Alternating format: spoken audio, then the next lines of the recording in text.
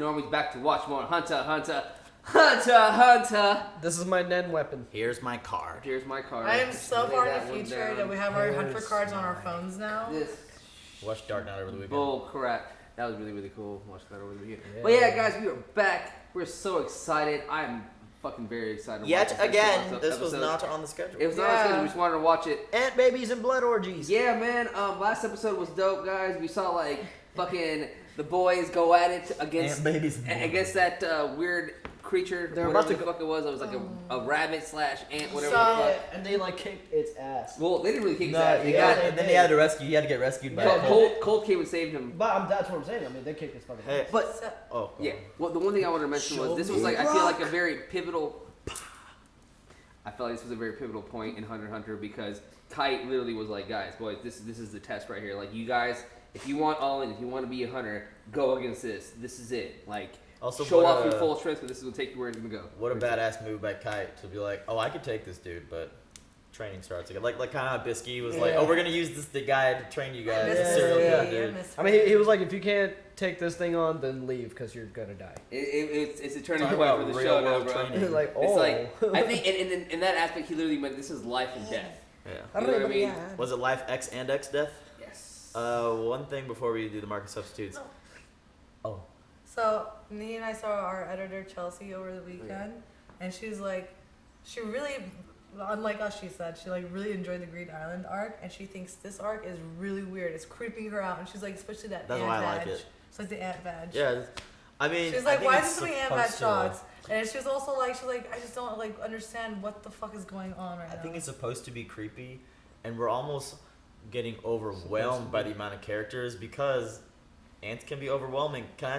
So there's this channel I follow called Kurt's Kazat. Oh my god, you and Pat just watched that. Listen, I love Kurt's Kazat. I've been watching him, like he does like these dwarf planes. He does shit about space all the time. But recently they did one, like they have a Patreon and they're like completely self-funded. And they use like awesome. Informatic graphic videos. And they did one on ants like yesterday or day before.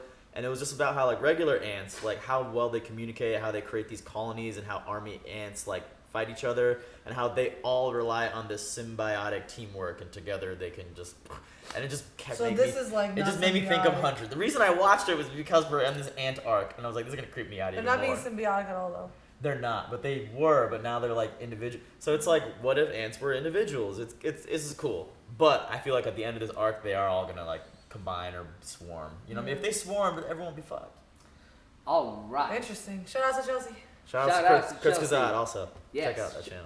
Alright guys, but remember, this is not a market substitute for the actual Hunter show. Please check it out on Hulu, Blu-ray, whichever the legal means are. Support the OG version. Check out our Patreon. We are a bunch of episodes ahead. So many are on there as well. Check out our merch store. Check out our gaming channel. We're all playing games right now. Depending on where you're watching this, I think Surge is playing like what, Resident Evil or GTA or probably something. Either Resident Evil or GTA. I ain't playing Shadow of the Colossus. He'd probably be done with that shit. I'll be done with that by now. Maybe Shenmue. I don't know. Yeah, but Run Around Detroit Become Human. That shit is so fun. Literally, we sat here at the office and just watched their stream. I know. I don't know if you guys heard me on my show. I'm like, don't think it. I was supposed to get work done. I was like watching the stream. It was really good. All right, let's jump right into this. Let's do these Kite slots.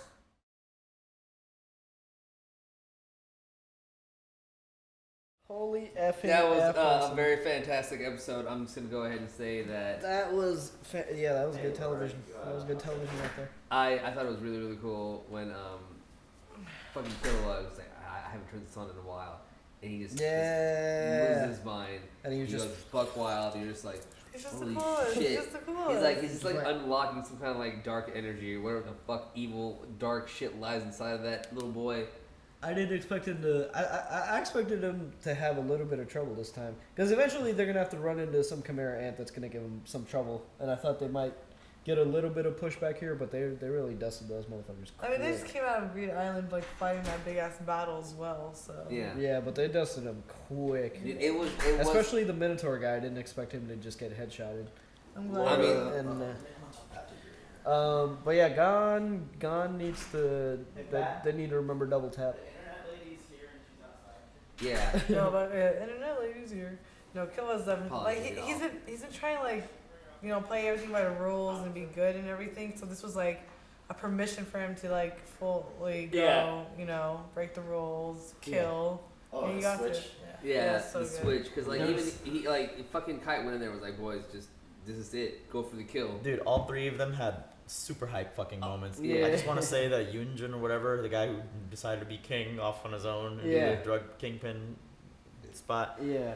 they were injecting those people, those humans, with like a drug that made them addicted. Because she was like, I'm gonna make you fucking addicted to this, and that's why they were like crying and foaming and like doing tricks and shit. She's just disturbing as fuck. That was the Yeah. most disturbing thing I've seen in the show. It reminds me of Yeah. some real life TV. I swear to God. That That is- was really, really I mean, fucked there up. are like That's there one of are the most people like disturbing- gimps out, like people that do that shit. Like, you know what I mean? Like, get you addicted to shit and make your fucking pet, sex slave, nasty dominatrix shit. It's disgusting. Anyway, we have an internet lady here. I'm gonna have to greet her, but fantastic episode. Scissors was cool. I can't wait to see Paper. Maybe all three in tandem would be dope.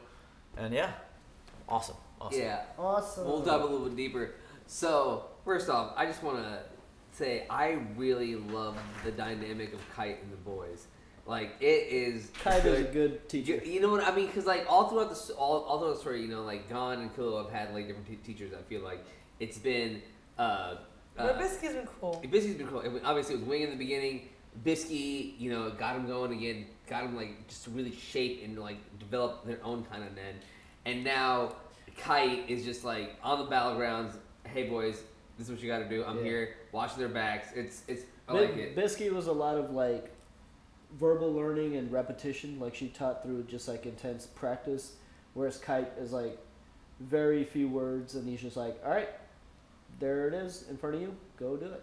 Like he just kind of throws them in the deep end. Yeah. I mean, not that he's meaning to. It's just like he trusts them enough, I guess, to be Different like. teaching methods. And Yeah. It's a mix of trust and also like if you don't make it, then I mean I can't carry you. So you. I mean, it's a good warning, but like, hey, like I'm not gonna carry you. You should leave now because like, yeah you're gonna die. Yeah. I also love the way he just fucking moves, like, flawlessly. Yeah, he's just just flowing through the air. Like Killua. He's very light. Yeah. He does kind of move a little bit like Killua. But I feel like he's a lot more light, dude. It's just more like, Well, he's older and has more training. yes. Okay. Well, I mean, no, Ramat is fucking netting. Yeah, so. Oh yeah. When did- Wait, did you guys talk about how the clown has its own personality? Yeah, that's what I was really talking like about the next. slot. So, like, thing yeah. has So, the- like, nothing. His power is great. I just want to know, like, if he created that power or something he was born with. Yeah, Because I know, like, some of the hunters out there, along with diagrams, some of them have special abilities. Is that his special ability? I felt like how Basho does his limericks or whatever they are.